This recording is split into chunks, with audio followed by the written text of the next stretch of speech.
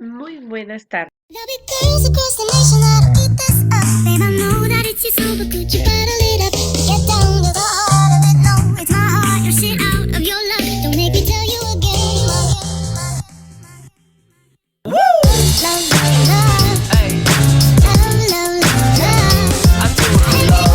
Love, love, love. Uh-huh. Do it for. Yeah. Y bienvenidas a este nuevo módulo acerca de necesidades educativas especiales o un módulo muy interesante porque vamos a conocer las diferentes discapacidades que regulan o que están establecidas por nuestro Ministerio de Educación Nacional. Para esta primera lección vamos a conocer los diferentes módulos, módulos o los diferentes modelos que han existido en cuanto a la percepción social de la discapacidad. Bueno, les voy contando que este módulo es de 24 horas, que el objetivo es que ustedes logren un conocimiento teórico y práctico del todo el concepto de discapacidad y que obviamente lo apliquen. Hablamos de los marcos legales de educación inclusiva, de la segregación a la integración y la inclusión. Y hablamos de qué es y no qué es la discapacidad. Hablamos que hay discapacidades sensoriales como la auditiva, la visual, la cognitiva y algo que se llaman las diferentes dificultades de aprendizaje que hay en el aula. Estos trastornos o estas dificultades de aprendizaje son muy importantes que las tengamos en cuenta porque hablamos del trastorno espectro autista, hablamos de trastornos específicos del lenguaje y hablamos, por ejemplo, del trastorno de déficit con atención y hiperactividad, que digamos son trastornos que no comprometen la parte cognitiva y que se diferencian de esa discapacidad y que se diferencian acerca de una limitación real que hay en el momento del aprendizaje como tal que es una discapacidad. Hablamos del modelo social de la discapacidad, entonces las personas con discapacidad es importante entender que tienen derecho porque son seres humanos que obviamente a lo largo de la historia no han sido reconocidos como seres humanos y se les ha violado estos derechos y no se les ha permitido como tal que tengan acceso. Y hablamos de tres grandes modelos que han existido a lo largo de la historia en cuanto a la discapacidad. Hablamos del primero, que es el modelo de la presidencia, que son esas personas que en esa época, que sobre todo fue para la época de Roma, Grecia, Atenas, se creía que eran, obviamente, que no eran personas y que pues por tener esa discapacidad no eran útiles para la sociedad. Como ustedes saben, en esa antigua Roma, en toda esa parte de Grecia, digamos, cada niño, tanto niño como niña que nacía ya tenía marcado un linaje.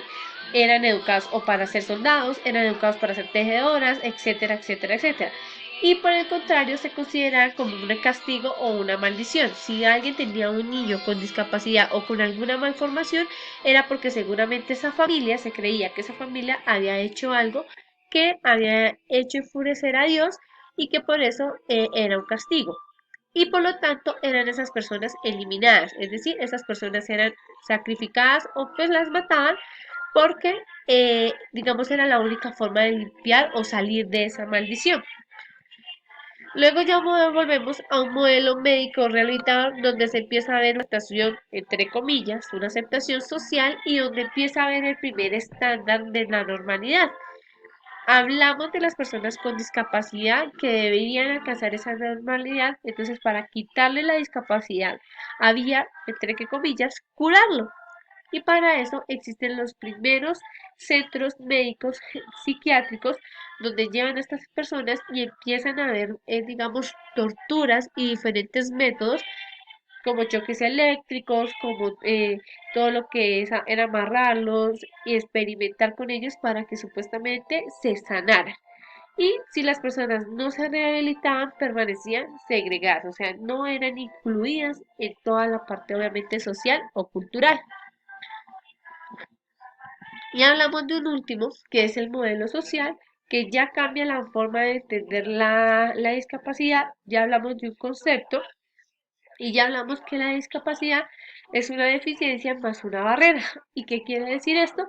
Que es, digamos, lo que nos permite a nosotros como sociedad entender que también tienen ciertas habilidades y que está en nosotros también saber entender y ir cambiando las diferentes acciones que nosotros vamos a tener y que se va a empezar a tener a lo largo de la historia con las personas con discapacidad. Eso en cuanto a los primeros modelos, digamos, que han venido ocurriendo en el proceso de discapacidad. Ya ahora vamos a mirar cuáles fueron esas primeras acciones que se dieron en torno a ese famoso, en torno, bueno, al modelo social, en todo lo que tiene que ver directamente con el marco legal de la discapacidad. Dentro de ese marco legal, nosotros vamos a hablar de primera de la Convención sobre los Derechos de las Personas con Discapacidad, que eso se da hace nada, en el 2006, que es la primera convención que existe y hace y parte de la historia porque hablamos por primera vez de discapacidad en el mundo y por primera vez se regulan y se ponen muy de mano los derechos de las personas con discapacidad. En esto es importante mencionar que Colombia se suscribe a esa convención en mayo del 2011, después de 5 años. A partir de esta convención ya empezamos a utilizar un lenguaje mucho más inclusivo y empezamos también a entender que el sector educativo tiene que hacer parte fundamental de estos procesos. Ya aquí pasamos a todo lo que tiene que ver... Uy, se sortió hartísimo. Discúlpenme. Tiene que ver ya directamente con la normativa que va partiendo desde la UNESCO en 2008 y ya con todo lo que tiene que ver con la normativa en torno a la atención educativa de personas con discapacidad acá en Colombia. Dentro de esta normativa es muy importante entender que Colombia ya cuenta con un amplio repertorio en cuanto a leyes, normas y decretos que hacen obviamente y que están dirigidos a la atención con personas con discapacidad.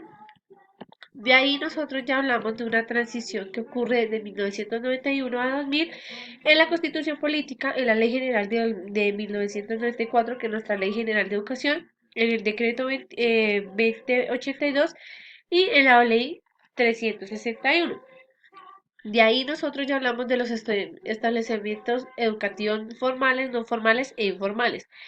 Y de aquí para acá ya hablamos de resoluciones y hablamos de un periodo donde se destaca obviamente todo lo que tiene que ver con convenciones, reuniones, foros que hacen acerca de la Convención de las Personas con Discapacidad y todo lo que tiene que ver con su protocolo, donde se habla del uso de estrategias, donde ya hay unos ajustes razonables, hablamos de flexibilizaciones curriculares y de todas las diversas adaptaciones que nuestro sistema educativo tiene que incorporar.